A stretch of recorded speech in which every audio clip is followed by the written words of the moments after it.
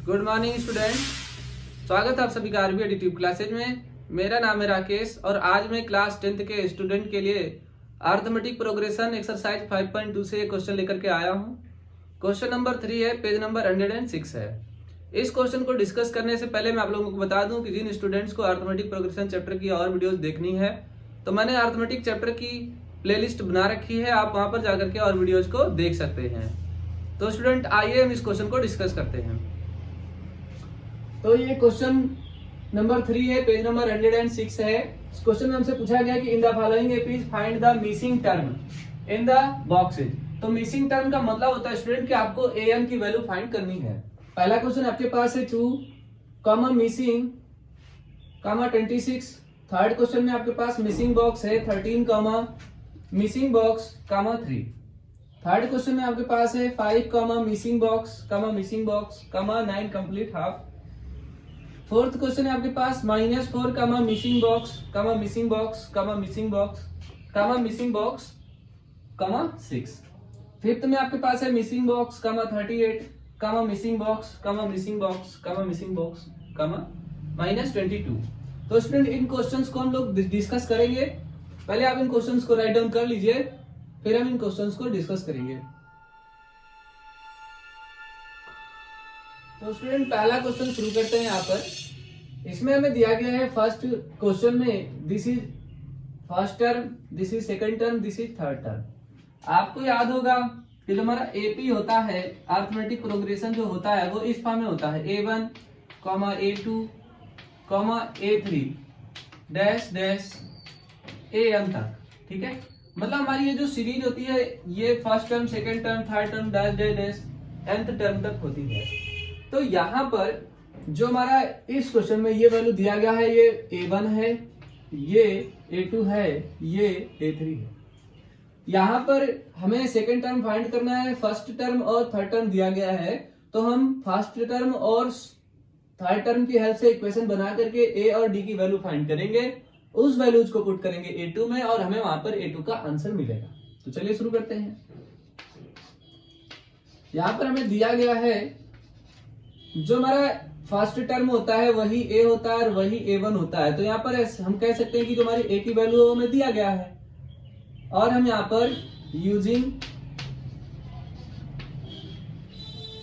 General form of an AP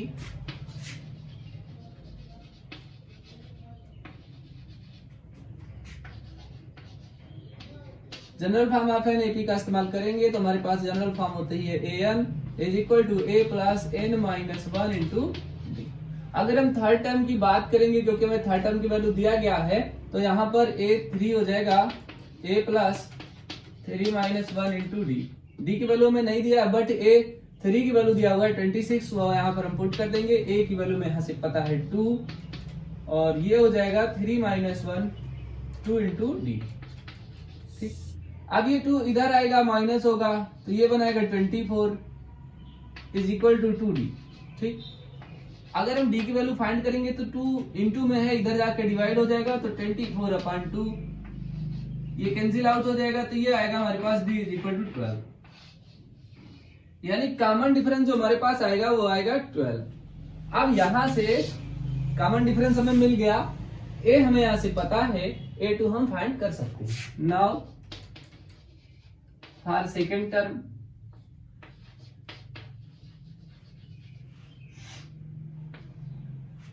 A2 is equal to A plus 2 minus 1 into D।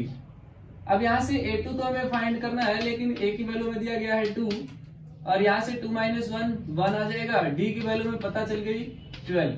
अब इसको जो हम आगे सोल्व करेंगे तो आ जाएगा, ये 2 आएगा, 12 1 12 और फाइनली A2 की वैल्यू हमारे पास कितना आएगा स्टूडेंट, 12 प्लस 2 14। तो ये हमारा सेकेंड टर्म का आंसर होगा। मतलब यहाँ पर सेकंड टर्म कितना आएगा 14। ठीक है, तो आप इस क्वेश्चन को राइट डाउन कर लीजिए। बढ़ते हैं अगले क्वेश्चन की तरफ। तो उम्मीद करता हूँ कि आप लोगों ने फर्स्ट क्वेश्चन को राइट डाउन कर लिया होगा। अब बढ़ते हैं सेकंड क्वेश्चन की तरफ। तो हमारे पास फर्स्ट टर्म हो जाएगा, ये हमारे पास सेकंड टर्म हो जाएगा, ये हमारे पास थर्ड टर्म हो जाएगा और ये हमारे पास फोर्थ टर्म हो जाएगा।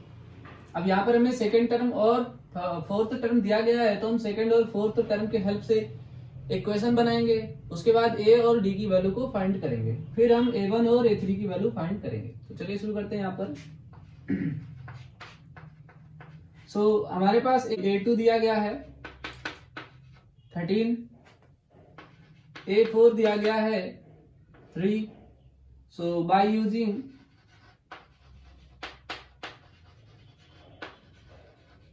General form of an AP,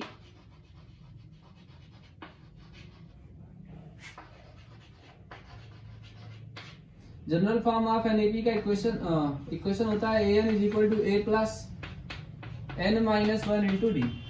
okay, so यहाँ पर जब हम सेकेंड टर्म फाइंड कर रहे होंगे तो यहाँ पर हम 2 पुट करेंगे और यहाँ पर 2 पुट करेंगे, तो इस प्रकार से हमें बनेगा a2 is equal to a plus 2 minus 1 into d. Now a2 की वैल्यू में दिया गया है 13, वो हम यहाँ पे पुट कर लेते हैं। सो 13 इज इक्वल टू a हमें दिया नहीं गया है, 2 माइनस 1 करेंगे 1 आएगा, 1 इंटू डी हमारे पास डी ही आएगा।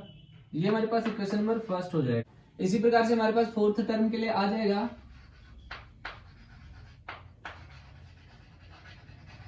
Similarly for fourth term a4 is equal to a plus 4 minus 1 into d. So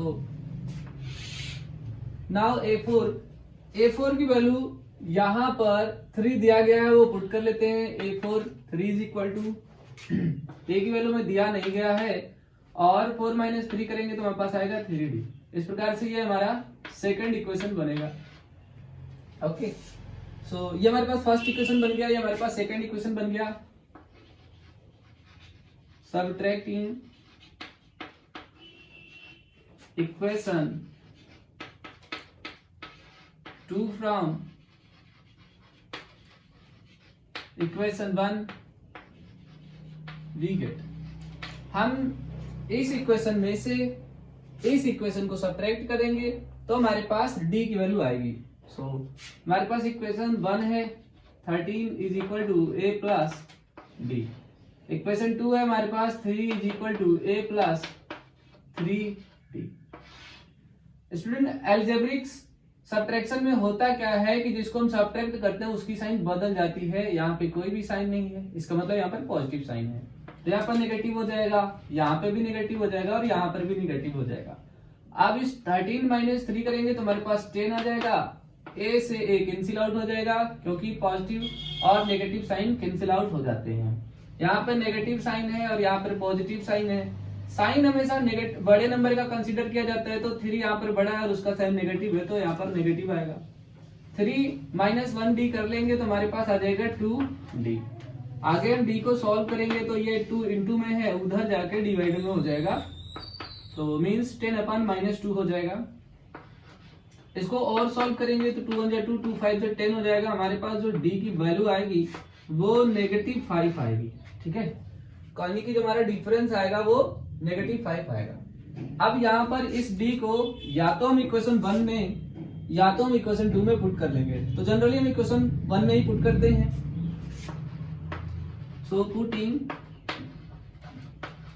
d is equal to -5 in equation 1 we have, so जब हम पुट करेंगे तो क्या मिलेगा हमें, 13 इज इक्वल टू ए हमें दिया नहीं गया है और यहाँ पर प्लस डी के प्लेस पर हम पुट करेंगे -5। So plus into minus minus होगा,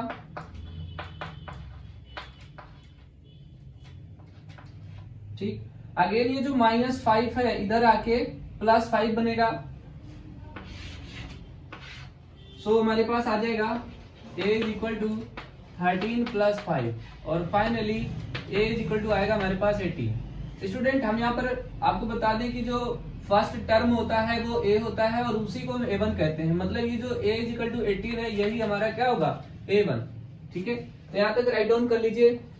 तो स्टूडेंट, यहाँ तक हमने राइट डाउन कर लिया था a1 इज इक्वल टू 18 और d इज इक्वल टू -5। तो यहाँ से हमें a1 की वैल्यू पता चल गई। अब हमें a3 की वैल्यू फाइंड करनी है। सो now for third term so third term के लिए जब हम जनरल एपी का फार्मूला अप्लाई करेंगे तो A3 इज इक्वल टू आ जाएगा हमारे पास A plus 3 minus 1 into D. A3 हमें फाइंड करना है, A की वैल्यू हमने फाइंड कर लिया है 18 प्लस 3 माइनस 1 2 इंटू डी की वैल्यू हमारे पास है -5। जब इसको मल्टीप्लाई करेंगे तो हमारे पास आ जाएगा plus into minus become minus 2 5 10, और फाइनली जब हम 18 माइनस 10 करेंगे तो हमारे पास आ जाएगा 8। इस प्रकार से हमारी A3 की वैल्यू कितनी आ गई 8। सो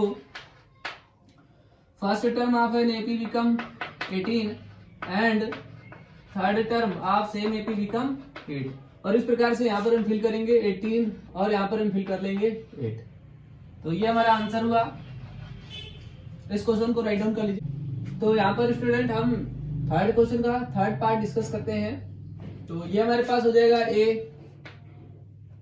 और ये हमारे पास हो जाएगा A2, ये हमारे पास हो जाएगा A3, ये हमारे पास हो जाएगा A4।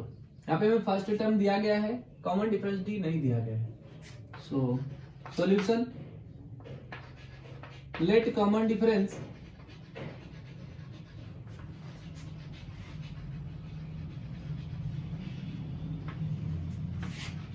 Of given AP is D। Then तो यहाँ पे हमें जो फर्स्ट टर्म दिया गया है और ये फोर्थ टर्म दिया गया, तो यहाँ पर फोर्थ टर्म की हेल्प से हम यहाँ पर D को फाइंड करेंगे। From fourth term A4 is equal to A plus 3 into D.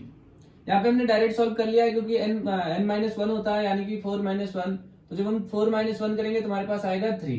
तो यहाँ से A4 की वैल्यू हमें दिया गया है 9 1/2 इज इक्वल टू A की वैल्यू हमें दिया गया है 5 यहाँ से, और प्लस 4 प्लस 3 इंटू डी। तो यहाँ पर ये जो हमारा 9 1/2 है ये मिक्स्ड फ्रैक्शन के फॉर्म में है। जब इनको सॉल्व करेंगे इम्प्रॉपर फ्रैक्शन में लाएंगे तो 9 2 18 प्लस 1 19/2 आएगा हमारे पास, और ये 5 प्लस 3d। अब यहाँ से 5 को हम इधर लाएंगे तो हमारे पास हो जाएगा 19/2 minus 5 is equal to 3d। आगे इनको सॉल्व करेंगे तो ये हो जाएगा हमारे पास, देखिए यहाँ पर दो ऑप्शन होता है, या तो आप 5/1 मान करके इसको सॉल्व कर लीजिए, या फिर आप डायरेक्ट 2 को 5 में मल्टीप्लाई कर लीजिए। So 19 minus 5 into 2 upon 2 is equal to 3d। तो यहाँ पर आ जाएगा 19 minus 10 upon 2 is equal to 3 into d. अब फर्दर जब इनको सॉल्व करेंगे तो यह आ जाएगा 19 minus 10 become 9/2 is equal to 3 into d. अब ये 3 इंटू में है, इधर आके डिवाइड में हो जाएगा, so 2 into 3 is equal to d. 3 3 जा 9 हो जाएगा, और हमारे पास डी की वैल्यू आएगी 3/2। ओके, सो यहाँ पर हमारे पास डी की वैल्यू मिल गई है 3/2। अब यहाँ से हम A2 सेकेंड टर्म को फाइंड करेंगे। सो now for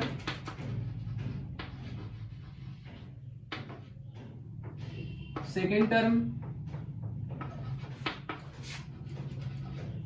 so second term के लिए जब हम जनरल एपी फार्मूला यूज करेंगे तो हमारे पास आ जाएगा A2 is equal to A plus d. Okay, so यहाँ पर क्या आ जाएगा, A2 की वैल्यू हमें फाइंड करनी है। A की वैल्यू हमारे पास 5 दिया गया है, और D की वैल्यू हमारे पास 3/2 है। फिर से ये फ्रैक्शन के फॉर्म में आ गया। जब इसको यहाँ पे सॉल्व करेंगे तो 5 में 2 से मल्टीप्लाई करेंगे तो हमारे पास आएगा 2 5 10 और plus 3/2।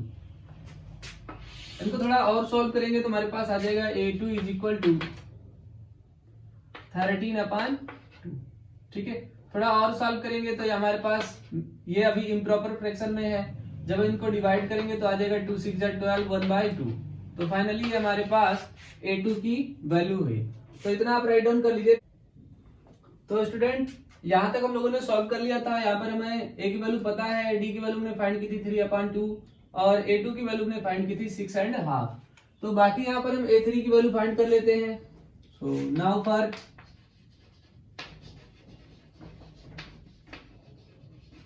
Third term,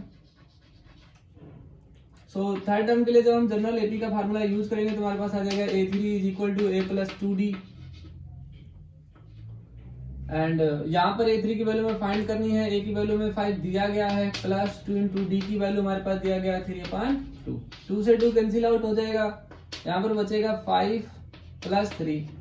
so finally हमारे पास A3 की वैल्यू आएगी 8। ओके, सो यहाँ पर हम फिल कर लेते हैं इस ब्लॉक को। जो हमारा सेकंड मिसिंग ब्लॉक है इसमें आएगा 6 1/2, और जो हमारा थर्ड मिसिंग ब्लॉक है तो यहाँ पर आएगा हमारा 8। और इस प्रकार से जो हमारे इस क्वेश्चन का आंसर होगा, second term A2 is equal to 6 1/2 and third term A3 is equal to 8। ये हमारा आंसर होगा इस क्वेश्चन का।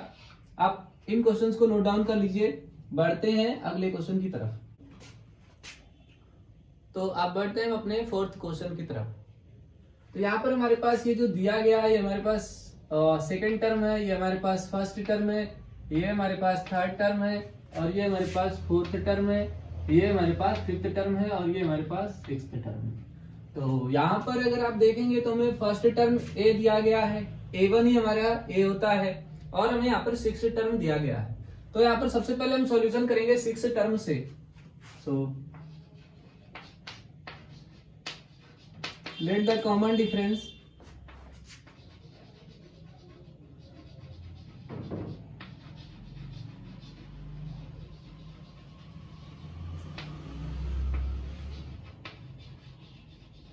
of common AP is D. Let the common difference of given AP is D. तो यहाँ पर डिफरेंस तो हमने D लेट कर लिया। नाउ फ्रॉम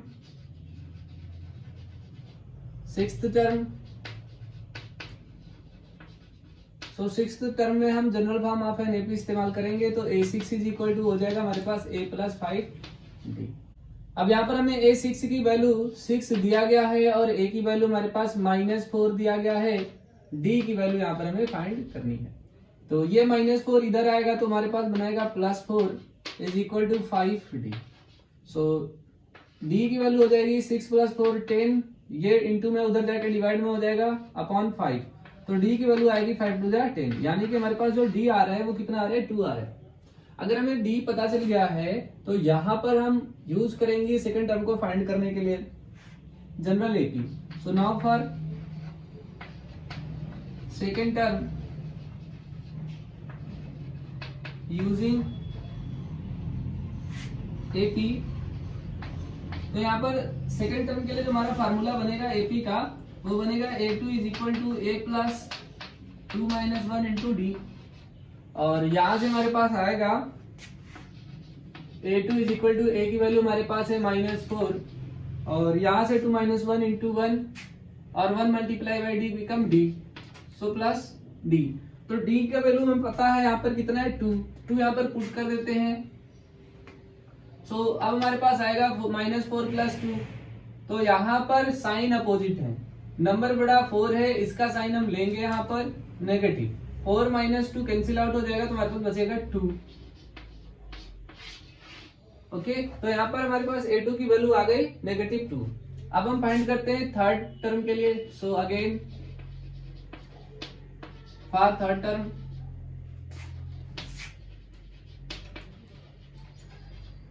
सो यहाँ पर थर्ड टर्म में AP का फार्मूला जब यूज करेंगे तो हमारे पास आ जाएगा A3 is equal to A plus 3 - 1 into D की वैल्यू हमारे पास है 2, यहाँ पे पुट कर देंगे। यहाँ पे हमें A की वैल्यू दिया गया है -4, ये भी हम यहाँ पे पुट कर देंगे। सो हमारे पास आ जाएगा 3 - 1 होगा 2 आएगा, 2 2 जा 4 आ जाएगा। तो यहाँ पर +4 है और -4 है, साइन अपोजिट है, नंबर कैंसिल आउट हो जाएंगे। तो A3 की वैल्यू हमारे पास आएगी 0। ठीक है, यहाँ पर 4 प्लस में 4 माइनस हो जाएगा तो आंसर बचेगा हमारे पास 0। थर्ड टर्म हमारे पास 0 हो गया। तो यहाँ तक इतना आप राइट डाउन कर लीजिए, फिर बढ़ते हैं हम आगे क्वेश्चन की तरफ। तो स्टूडेंट इस क्वेश्चन में आप लोगों ने यहाँ तक D की वैल्यू 2, A2 की वैल्यू -2, A3 की वैल्यू 0 फाइंड कर लिया था। अब हम फाइंड करते हैं फोर्थ टर्म। तो यहाँ पर फॉर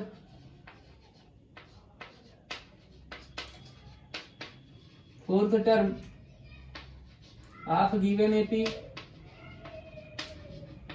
तो यहाँ पर हम फोर्थ टर्म के लिए जब जनरल AP का फार्मूला इस्तेमाल करेंगे तो आ जाएगा A4 is equal to A plus 3D। Okay, so A4 हमें यहाँ पर a दिया गया है -4 और फिर इंटू डी की वैल्यू हमें दिया गया है 2। यहाँ से आ जाएगा -4 इज इक्वल टू 2 3 जा 6। अब यहाँ पर हम देखेंगे कि साइन अपोजिट है, जो नंबर बड़ा है उसका साइन आएगा, नंबर 6 यहाँ पर बड़ा है और इसका साइन पॉजिटिव यहाँ पर आएगा। पॉजिटिव हम लिखते नहीं है, जब हम 6 - 4 करेंगे तो हमारे पास आ जाएगा 2 और इस प्रकार से a4 की वैल्यू हमारे पास आएगी पॉजिटिव 2। ओके, अब हम फिफ्थ टर्म को फाइंड कर लेते हैं। So again fifth term, so fifth term के लिए जब हम एपी का फार्मूला इस्तेमाल करेंगे तो a5 इज इक्वल टू हो जाएगा a + 4d। a हमें दिया गया है -4, 4 इंटू डी की वैल्यू हमें दिया गया है 2। सो -4 2 4 जा 8। अगेन यहाँ पर हम देखेंगे साइन अपोजिट है, बड़े नंबर का साइन पॉजिटिव आएगा। सो यहाँ पर हमारे पास आ जाएगा a5 is equal to 4, minus कर लेंगे 8 में तो हमारे पास आएगा पॉजिटिव 4। तो ये हमारे पास फिफ्थ टर्म का आंसर होगा। तो अब हमने यहाँ पर फाइंड कर लिया है a2 की वैल्यू -2, a3 की वैल्यू 0, a4 की वैल्यू 2 और a5 की वैल्यू 4। तो इनको फिल कर देते हैं मिसिंग बॉक्स में। तो हमारे पास यहाँ पर आ जाएगा -2, यहाँ पर आ जाएगा 0, यहाँ पर आ जाएगा 2 और यहाँ पर आ जाएगा 4। तो इस प्रकार से हमने यहाँ पर इस टेबल को फिल कर लिया। a2 is equal to -2, a3 is equal to 0, a4 is equal to 2, a5 is equal to 4। ठीक है, तो ये हमारे इस क्वेश्चन के आंसर्स होंगे। आप इन क्वेश्चंस को राइट डाउन कर लीजिए। हम बढ़ते हैं अगले क्वेश्चन की तरफ। तो स्टूडेंट बढ़ते हैं हम इस क्वेश्चन के लास्ट क्वेश्चन की तरफ, जहां पर हमें a1 नहीं दिया गया है, a2 दिया गया है, a3 नहीं दिया गया है, a4 नहीं दिया गया है, a5 नहीं दिया गया है और a6 दिया गया है। ठीक है, तो यहाँ पर इस क्वेश्चन में हमें जब फर्स्ट टर्म नहीं दिया होता है तो हमें फर्स्ट टर्म और कॉमन डिफरेंस दोनों को लेट करना पड़ता है। So solution, let first term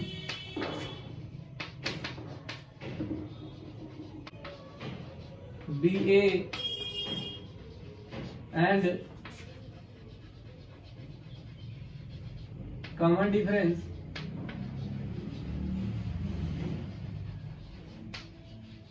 D d. Then तो यहां पर हमारे पास जो फर्स्ट टर्म है वो हमने ए लेट कर लिया है और जो कॉमन डिफरेंस है उसको हमने डी लेट कर लिया है।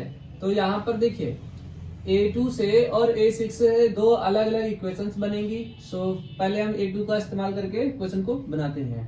सो बाय यूजिंग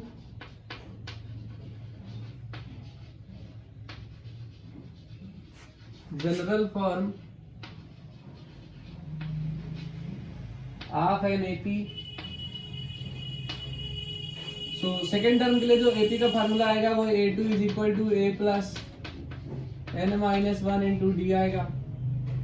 a2 हमें दिया गया है 38, a की वैल्यू हमें पता नहीं है। जब यहाँ पे 2 अप्लाई करेंगे तो हमारे पास आ जाएगा 2 - 1 इंटू डी। तो यहाँ पर फाइनली क्या आएगा 38 is equal to a plus, देखिए 2 - 1 1 होगा और 1 को हम डी में मल्टीप्लाई करेंगे तो 1d आएगा। 1 हम राइट नहीं करते तो सिंपली ये आ जाएगा a प्लस डी। ये हमारे पास बनेगा क्वेश्चन नंबर 1।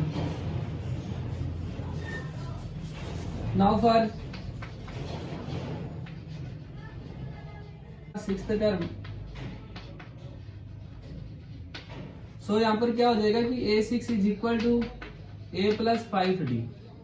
ओके, और यहाँ पर a6 की वैल्यू हमें दी गई है -22, a की वैल्यू हमें फाइंड करना है और d भी हमें फाइंड करना है। तो ये ऐसे ही रहेगा और यहाँ पर हमारी ये सेकंड इक्वेशन बनेगी।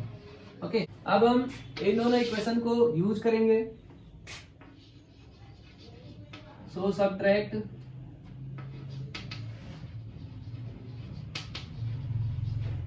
Equation 2 from equation 1 we have.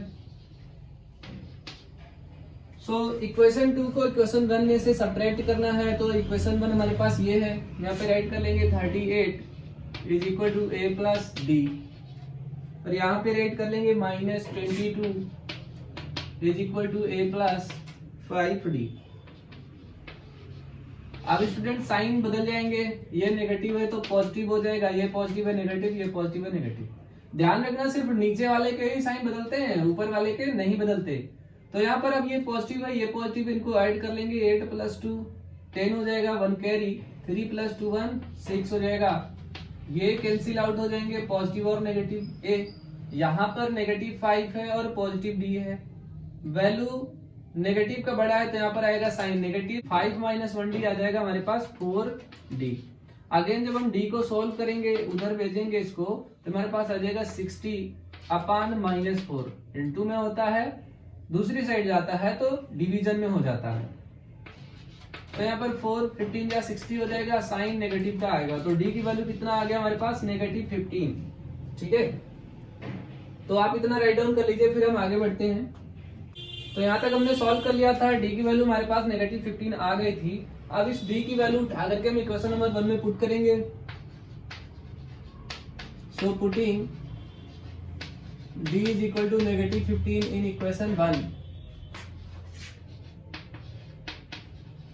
We have.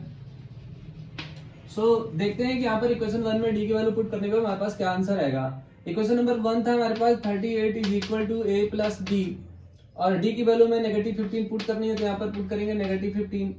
अब प्लस इंटू माइनस होगा माइनस, तो ये हमारे पास आ जाएगा 38 is equal to a plus a -15। Minus इधर आएगा तो प्लस बनेगा, so 38 plus 15 is equal to a। इनको ऐड करेंगे तो 8 + 5 13 हो जाएगा, 1 कैरी, 4 + 1 3 1 5। a की वैल्यू हमारे पास आ जाएगी 53। ठीक है, आगे हम सॉल्व करते हैं। अब हमारे पास a की वैल्यू यानी कि फर्स्ट टर्म आ गया। अच्छा, a ही हमारा क्या होता है फर्स्ट टर्म होता है यानी कि a1। नाउ फॉर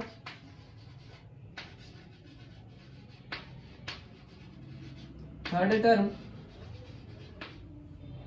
अब यहाँ पे हम थर्ड टर्म की वैल्यू अगर फार्मूला इस्तेमाल करेंगे AP का तो आएगा a3 is equal to a plus 2d, और a3 की वैल्यू में फाइंड करनी है। a की वैल्यू यहाँ से 53 हमें दिया गया है, प्लस 2 इंटू डी की वैल्यू हमारे पास है -15 है ना, तो -15 यहाँ पे पुट करेंगे तो हमारे पास आएगा क्या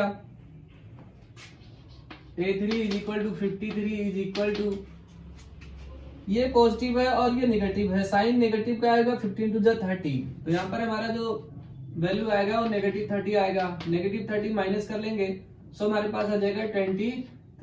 a3 की वैल्यू हमारे पास कितनी आई 23 आ गई। अब सिमिलरली फोर्थ टर्म,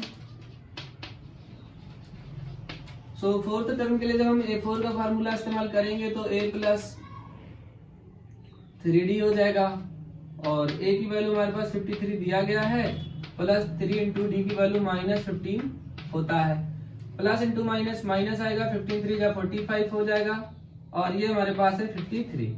जब हम इनको माइनस करेंगे तो 13 - 5 होगा, हमारे पास 8 आ जाएगा, और 4 - 4 कर लेंगे तो हमारे पास 0 आ जाएगा। सो a4 की वैल्यू हमारे पास 8 आ गई। तो इसी प्रकार से हम यहाँ पर फिफ्थ टर्म की वैल्यू फाइंड कर लेते हैं। So for fifth term, so fifth term का फार्मूला होता है a5 is equal to a plus 4d, और a की वैल्यू में 53 दिया गया है, प्लस 4 इंटू डी की वैल्यू -15 है, तो प्लस इंटू माइनस हमारे पास माइनस आएगा, 15 4 जा 60 हो जाएगा, और यहाँ पर 53 पॉजिटिव में दिया गया है। तो 53 और 60 में 60 बड़ा है और इसका साइन हम लेंगे यहाँ पर, क्योंकि हम बड़े नंबर का साइन को कंसीडर करते हैं। 60 - 53 करेंगे तो हमारे पास आ जाएगा 7, और इस प्रकार से a5 की वैल्यू हमारे पास हुई 7।